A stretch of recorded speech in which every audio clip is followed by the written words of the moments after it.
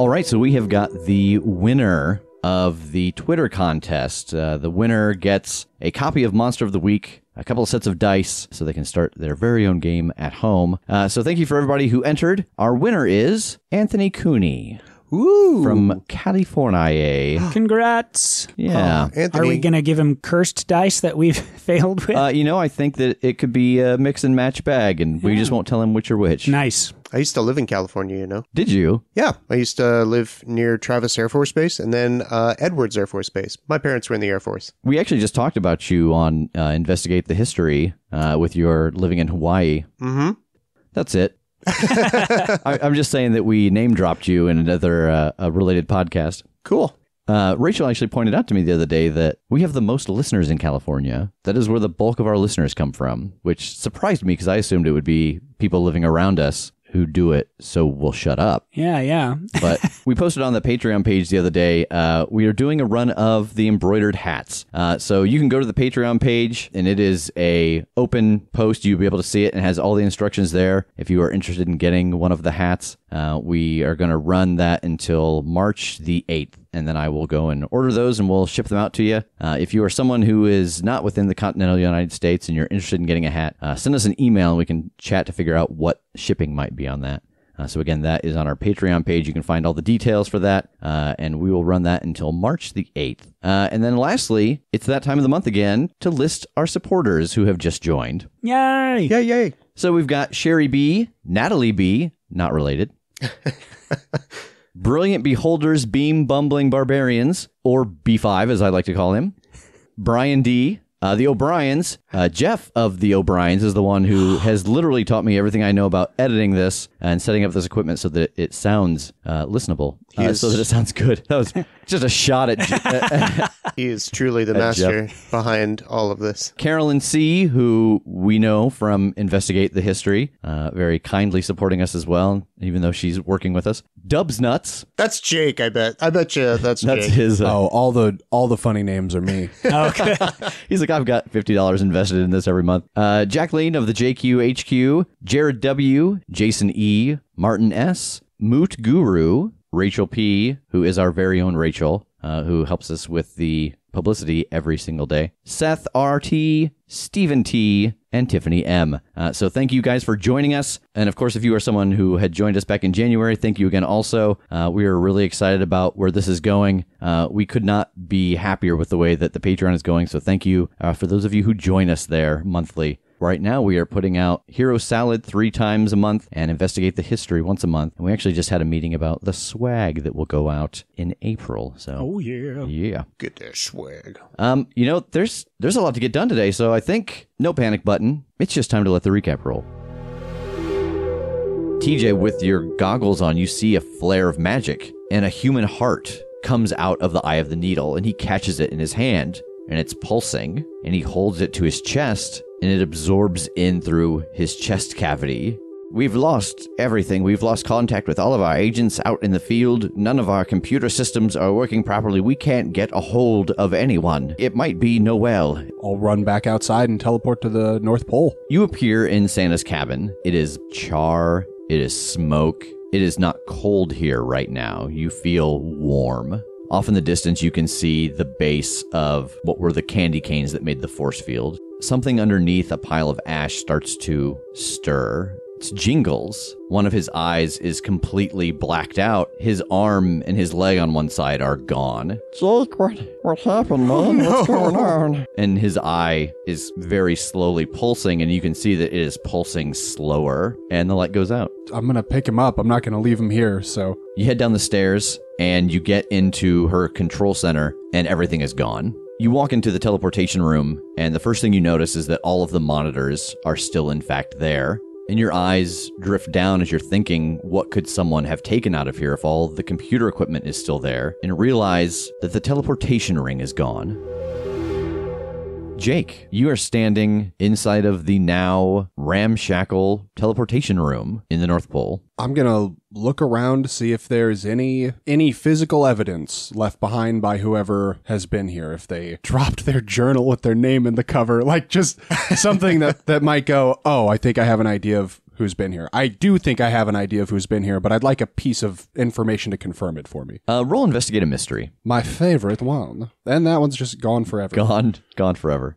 7. You get a hold 1. Is what sort of creature is it a fair question when I'm trying to kind of identify who was here? Yeah, I think so. So you start to look around inside of this room and you go back to Noel's control center and you start to notice that there are footprints all over the place. And you also notice that the places where equipment was torn out of the wall or torn out of the ground, there are claw marks around it, like they were able to dig out things from the stone, from the cement with their hands. And I think it gives you a very clear flashback to the ghouls that you saw in Hawaii. Ooh. Okay. I'm going to take some pictures of that. And I guess just with another kind of cursory glance around to like not forget this, I'm going to teleport back to headquarters. So you appear back outside of the IPT, and things have calmed down a little bit, but not much. They're still desperately trying to find ways to reach operatives in the field, trying to find ways to get people information, get their whereabouts. You know, I'm sure there were missions going on in the moment that were suddenly cut out. I want to find like one of the boys from the lab essentially and give him jingles and tell him like, hey, this is one of the workers from the North Pole. He's shut down here, but if you can get him working again, he might be able to give us some extra input on what happened there. They thank you and they take him down to the lab. And then I'll go back to Margaret. Did you learn anything? The North Pole's been raised. Almost everything's gone. They got into Noel's chamber. It's all gone. The teleportation ring is gone. And I'll pull out my phone and bring up the photos and stuff. I'm like, from what I can tell, it looks like it was ghouls. So I'd guess that it's part of Nash's army. Oh, Tass, he told me that what had happened there with Nash and that things could be dangerous in the North Pole. I guess I didn't think that he would act that quickly. I don't think we did either. We thought we had a little more time that we could get Tass back on his feet and prepare for it, but damn were we wrong. All right, well, get back to them. Take care of yourselves. We're trying to figure out a way to sort this out, get things up and running again. So just get done what you need to get done, and we'll see you when you're ready. All right, I'm going to go get some kind of general stuff to keep us alive in the woods, get some food, probably grab some of those like little sleeping mats from a camping store or something. Gander Mountain went out of business, I think, but somebody's got to have those. Tass has got one. Literally do, yeah. He sleeps on one at every convention we go to. And then head back. Tass and TJ, you guys are near the copse of trees with the ring in the middle of it, kind of camped, waiting. Is there anything you guys are doing while Jake is gone? Collecting wood for the camp that we're going to set up, because I assume Jake is going to bring in some camping gear and things like that. So I would be being surprised at TJ's forethought. we did ask him to bring some s'mores and stuff. I figured a nice campfire, get that ready. How far away are you from the ring in the trees? I'd say 100 yards or so. All right, so you guys are building a fire, collecting twigs. Are you making like a hut, a lean-to? What are you doing with all of your wood, TJ? Well, I'm not going to make a lean-to with our firewood, if that's what you're asking. I didn't know. I mean, you had a couple hours. Are you like an orc in World of Warcraft, just constantly in a loop gathering wood? Just chopping away. Yeah, I'm making sure our fire is nice and neat and kind of cleaning up our camping area, leave no trace, that sort of thing, yeah, just keeping it clean. What kind of campfire pattern are you laying out? How do you like to burn your wood? I like to burn my wood in, I don't know what the actual formation is called, but it's like you stack it almost like a pyramid. I learned that one from YMCA camp. It's probably called a pyramid. That seems too far-fetched. It might be called Pyramid of Pyre. The pyramid. The pyramid. Oh. It was right in front of me. We were so close. Anyways, enough to let some airflow go through and everything. And with some rocks, I'm going to build a little bust of Jake to honor him for going to get us Wendy's. I thought you were just going to say, and with some rocks, I'm going to hit TJ repeatedly. I'm going to knock down his pyramid. I'm just up in a tree, just throwing rocks at the fire he's trying to build. He's practicing his sniping skills and everything. Yep. If this chosen thing doesn't work out, maybe he can go back to just shooting guns at ceilings. Yeah. And Jake appears, and he is laden with goodies. Sweet. Guys, I got bad news. You forgot the marshmallows? No, I got the marshmallows. Oh, thank God. The North Pole base is gone. Wait, like we didn't move it gone. It's gone. Destroyed. Oh, shit. Noel's missing. Everything in the control room, the teleportation room is compromised. All right, well, That puts that much more urgency on getting this done. Yeah, I mean, last thing Margaret told me was just to do what we need to do to get back in shape, and we'll deal with that when we're done. So For the moment, at least, I'm just looking at both of the clues that I was handed and just kind of looking at the 2 and looking up at the northeast and looking back at the 2. And I'm just kind of thinking for a little bit. I'll start laying out stuff, inflating the bedrolls and things. Is there anything you guys want to do as the day passes? Anything you want to talk about? Anything you want to go over? I don't think so. I mean, beyond just kind of sharing in detail what I saw at the North Pole, do you explain your thought process in looking at the 2 clues? Do I notice it? No, because I think if I had decided like I'm just going to skip the 3rd one, I would just say let's skip the 3rd one. So for the moment, I haven't made that decision. So I don't think so. Okay. I would probably express again my lament that we let Cochet the Deathless go and we have no idea where he is now.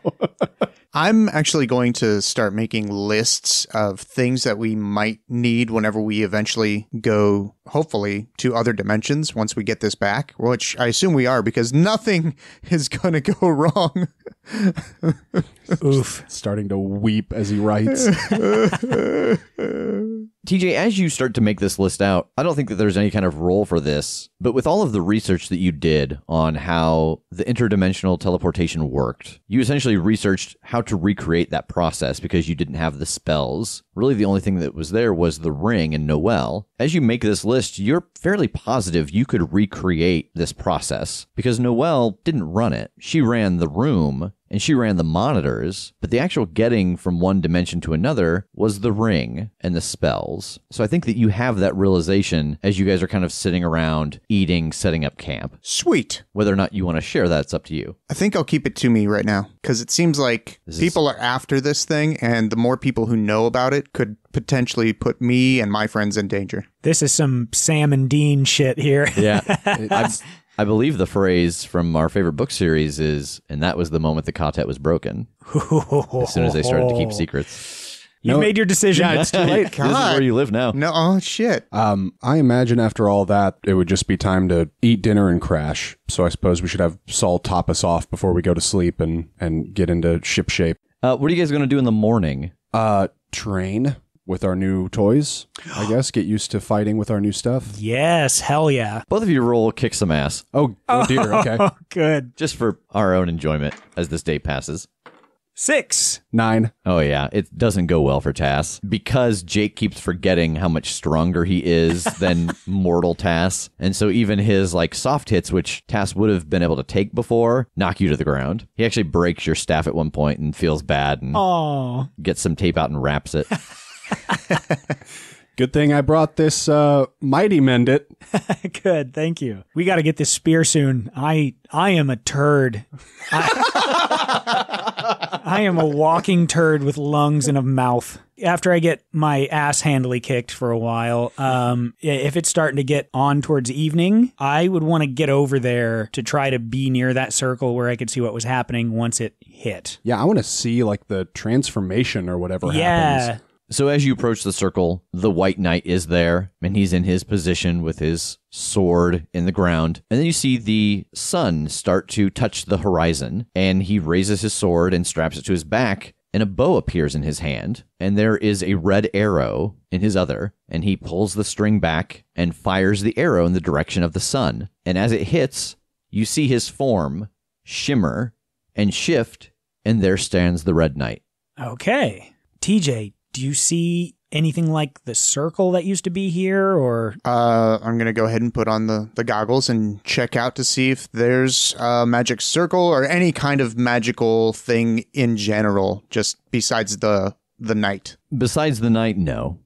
Yeah, there's nothing, guys. I want to look at him. One had a sword and one had a lance. What has Red Dude got? You notice when you look at him that the white bow that he used to fire before the transformation is still in his hand, and it's red, but it's much more ornate now. Ooh. And there's a quiver on his back. Oh, this can't possibly go well for me. Do you know how to shoot? I have shot a bow when I was 12. I missed the target and hit the siding of our rec room. So technically you can hit the broadside of a barn. Yes. I want to give Tass, before we approach it, like the quickest and dirtiest archery lesson that I can muster. Like, grab like a curved stick or something, but just kind of explain the grip on the bow and keeping your elbow high and like touching your nose to the string and roll help out. I love this because he's gonna give me all these and it's gonna end up being, I'm gonna be Rickon Stark having to just run away from arrows peppering me. 9. All right, so Tash, you get a +1 on anything to do with a bow. Oh, cool. Oh, thanks, man. I really appreciate it. I guess we should kind of do the same thing. Let's approach and be ready to hit him, I guess, if we have to. Okay. You step into the center, and he turns to face you. Hello, we are here from Baba Yaga. I am facing the trial. He places his hand at his side and brings it back up, and there is a round piece of metal in it, and he holds it to his side and then throws it in the air. I guess I'm going to try to quick draw my pistol and shoot the disc. Roll act under pressure.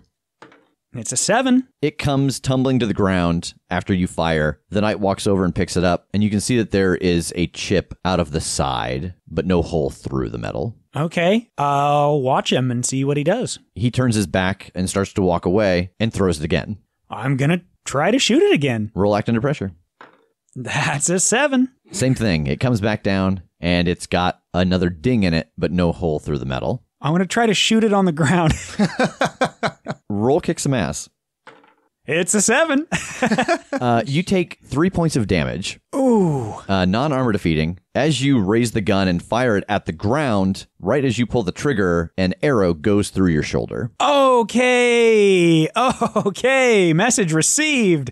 I see how it works. Thank you. Holy shit. And you look up, and he is standing there with another arrow knocked and just frozen. And I'm like holstering the gun and hands up, one of them slightly lower because there's an arrow in my shoulder. And the plate on the ground dissolves, and he returns back to the center of the circle. Okay, anybody want to help me get an arrow out of me? Depending on what kind of arrowhead it is, you're supposed to break the fletching off and push it the rest of the way through. Oh. Because if you pull a broadhead back out, it'll just shred you even more. So what are we working with here? Yeah, that seems like the way you're going to have to do it. Then I shall. I'll do that. Have TJ on hand with something like a rag, whatever we've got to start applying pressure. You always need a strip of leather for me to bite on. Do we have a strip of leather?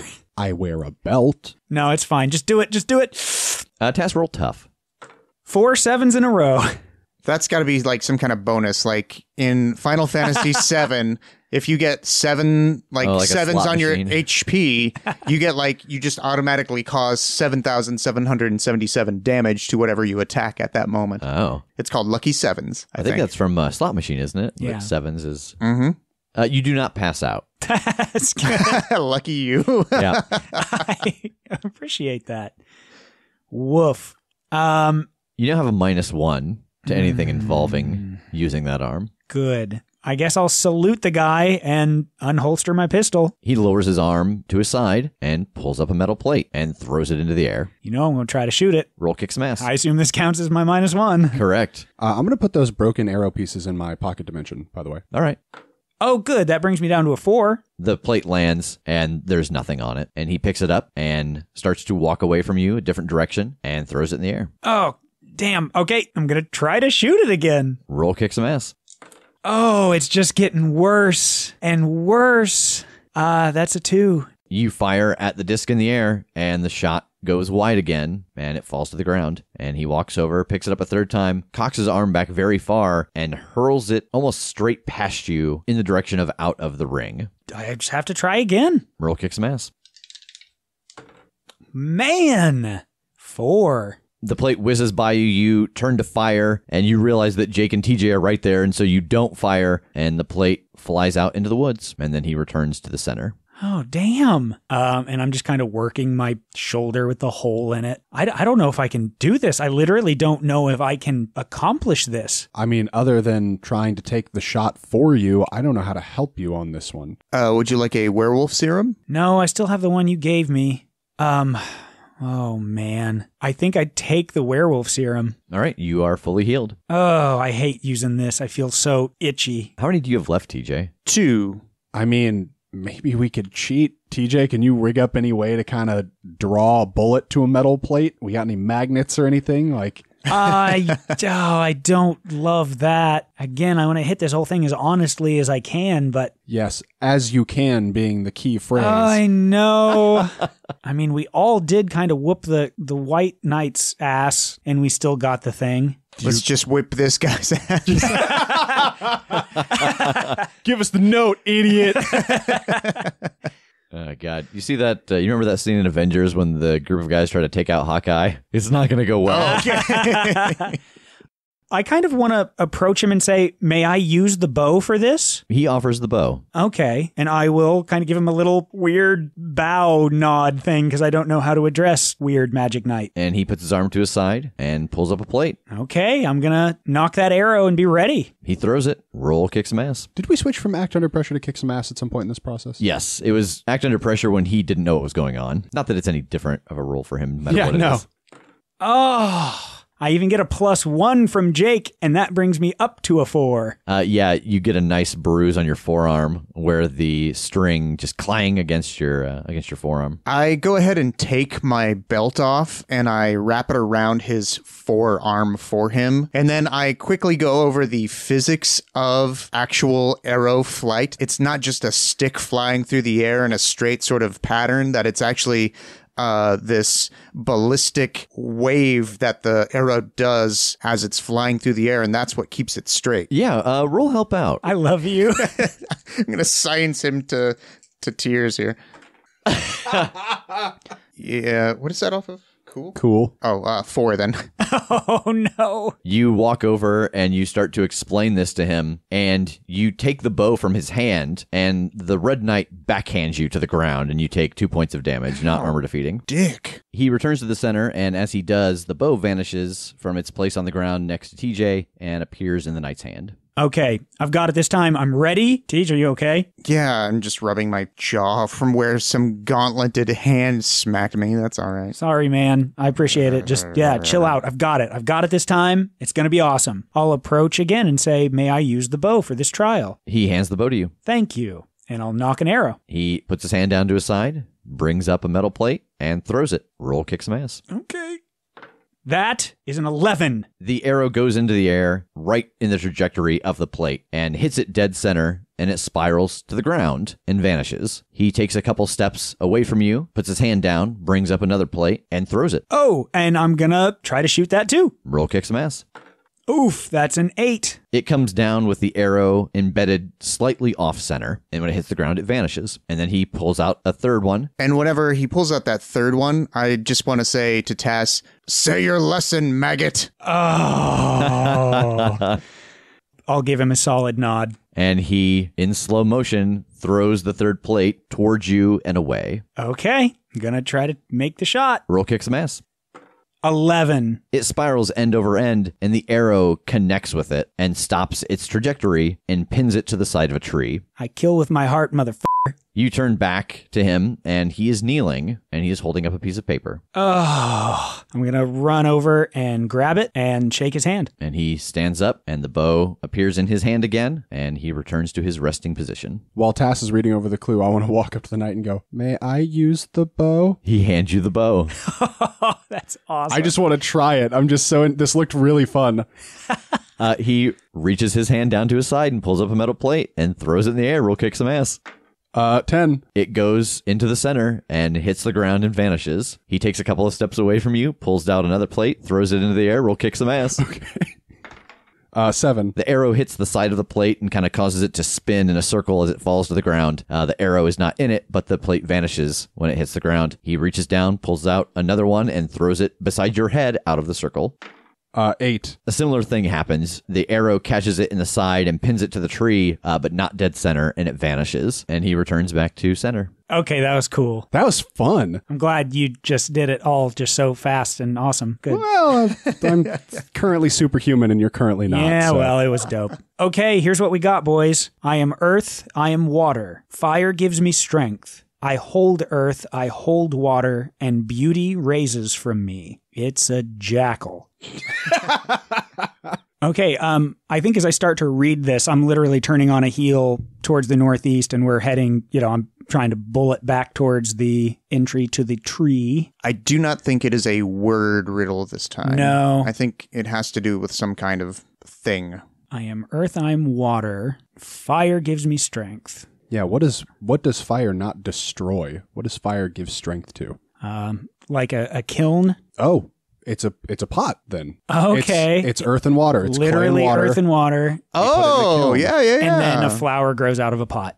Hell yeah, dude. All right. So we need a flower pot and a blue rose. Okay. Hell yeah. And I think we're like with vigor heading back, like a with a +1 head back. Roll to head back. Because we've got s'mores in our stomach now, so we're like, we've got extra energy to burn. Yeah. Who's leading the way? Who's done it the most at this point? Probably TJ because of the dark. Yeah. And then with his magic-y goggles, he led us back. You think you can do it again? Sure. All right, roll sharp.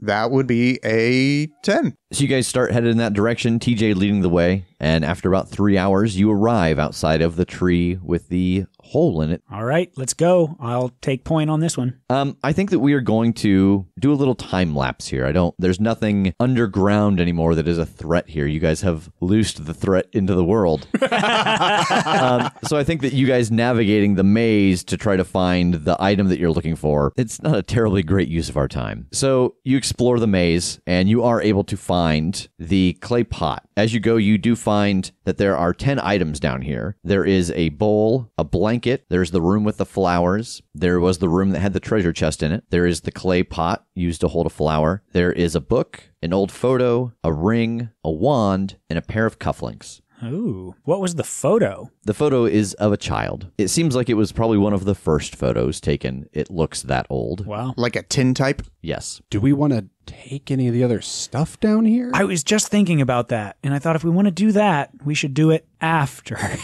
I don't want to walk into her house with her shit and be like, hey, I know you've got my ring in your pocket. Don't do that. I'm with you. Cool. So you find the pot and you head back to the room with the flowers. Again, there are 10 different colors blooming all over this room. Then, I think we want to find the prettiest blue one and try to get down under the roots, dig that out so that there's plenty of earth and plant it. So you dig out the blue flower. As soon as it is disconnected from the earth, all the other blooms in the room retract. Oh. It is a good thing we got all of the clues and did this all at once, huh? I sure hope so. Wow, it's almost like hard work pays off or something. Okay, cool. You guys head back out and start going back towards the last place you saw Baba Yaga's house. TJ, if you're leading the way, roll sharp. Will do. 11. Yeah, you were able to lead them there, no problem. You get back to the outside of her shack, and the house does not scream and run at your approach. You get up onto the porch, and there's no door still. Baba Yaga, we've come with what the day told us to bring you. As you say this, on the blank wall in front of you, words start to appear as if they're being carved in, and it says, "Turn your back to the forest, your front to me," and it's in quotations. I feel like I'm doing this. That's exactly what I was thinking. And it's in quotations. I'll turn around. Okay. Nothing happens, I assume.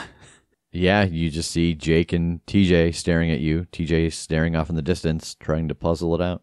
I'll step up closer to it, I guess, so that I'm like on the porch, like right in front of it. Like how close? Inches. As you get closer to the door, the writing shrinks so that it is always the main thing in your view. Oh. Maybe I'll turn around facing away from it and start walking backwards towards it. You bump into the wall. I will touch the wall. I'll turn around facing it and touch the wall. Nothing happens. Boys, what do you make of this? I don't know. I mean, me might be referring to something other than the house. I don't know how we turn our back to the forest when we are literally surrounded by it. I think I'm still just kind of spinning and looking back at the boys. I don't get it. Maybe if we all try and go through the wall at the same time? Like platform 9 3/4. It's like Hogwarts. Yeah. There's something I'm not getting here. Turn your back to the forest, your front to me. Where are you standing when you say that? I'm like almost nose to the wood. You all hear the wood creak, and the door reappears and opens. What did I do? What happened? I still don't understand. I don't know either. Well, it was in quotations, so you had to say it. It it's was like speak, friend, and enter. Yeah. I'm a dipshit. And I walk in. It was exactly speak, friend, and enter. God damn it. You come into the house. It is warm as it was before. The fire is going strong, and she is sitting in her chair. Yeah, welcome back. Thank you. And I'll take a knee and offer the offering. Oh, very pretty. You brought me exactly what I was looking for. All right. Well, is there anything else that is a part of this trial? Just rest and travel. Have a slumber. Oh, okay. And she gestures to a hallway that leads back to a small room. I'll give the boys a little salute and kind of mouth, watch my ass, and head down that hallway. Inside of that room, there are 3 little bedrolls laid out. Oh, there's 3 of them back here. All right, cheers. And I'm going to lay down. Okay, let's go spend the night at Baba Yaga's house. The thought of that just is so unnerving, but I reluctantly follow and get in bed. As you start to walk out last, she drops a wink at you. Oh, don't worry. I'll make sure nothing bad comes in your dreams. I have to imagine that, like, most of the time that she's talking, I'm just kind of in the background, like, making chomping gestures and, like, licking my teeth. It's just, like, uncomfortable to look at her. Like how difficult it is for her to... It's like the physical manifestation of the Eye of Sauron in the extended cut of Lord of the Rings, where it's just all teeth and mouth. Yes. Yeah.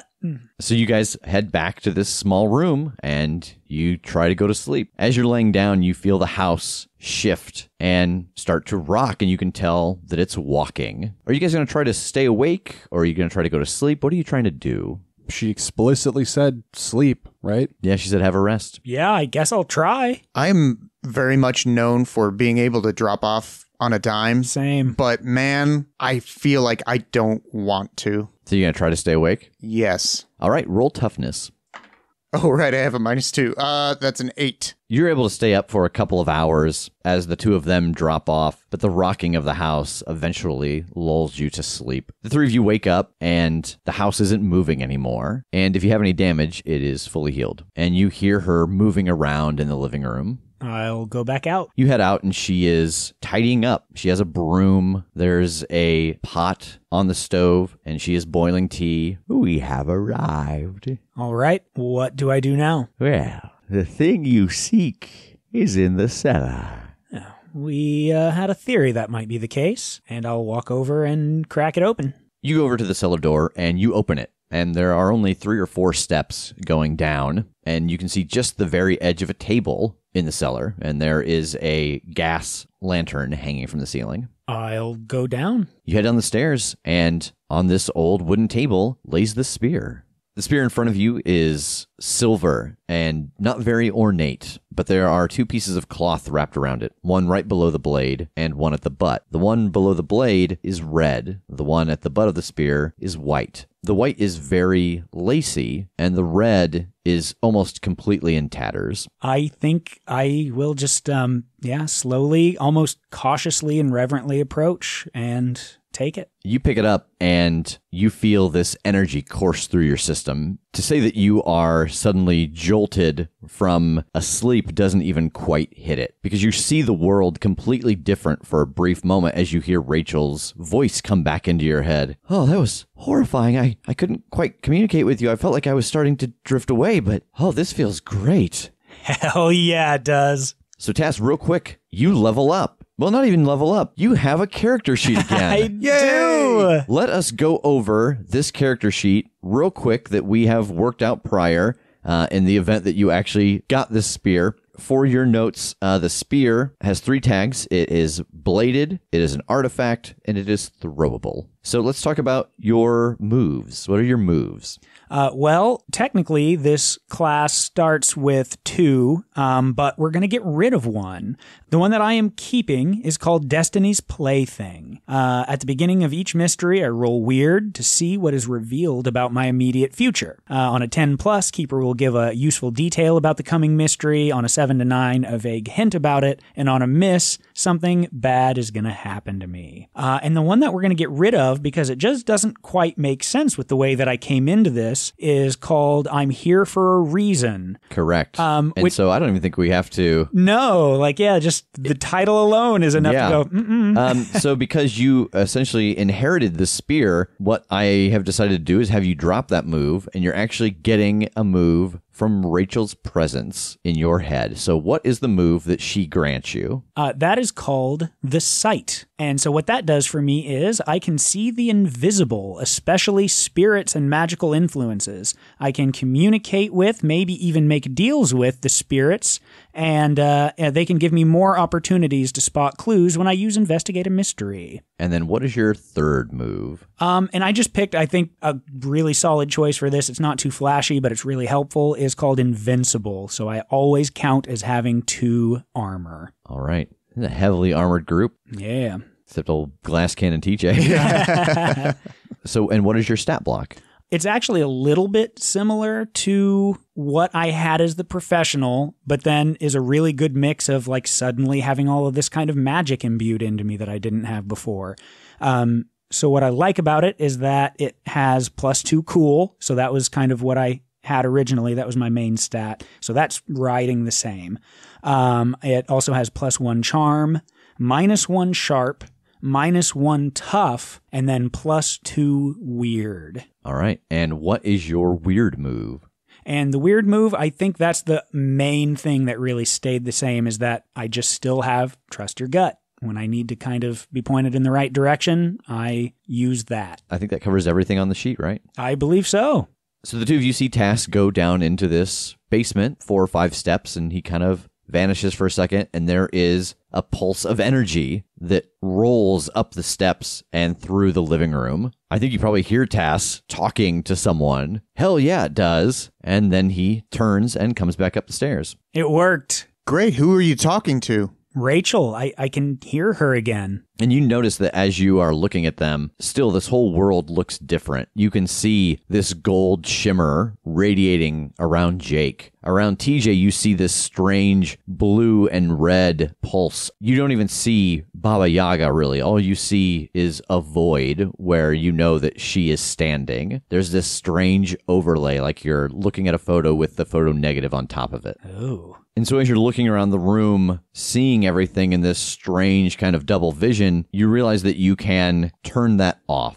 Okay, yeah, I think I kind of do. I take a couple of blink takes of on, off, on, off. Yeah, and the room returns back to normal, and then there is this photo negative, and then normal, and photo negative, and then normal again. Oh, do I get my Tobey Maguire Spider-Man moment of pulling my glasses down and realizing I don't need them, and I crush them, and then I go, oh, shit, I really did. It didn't fix anything.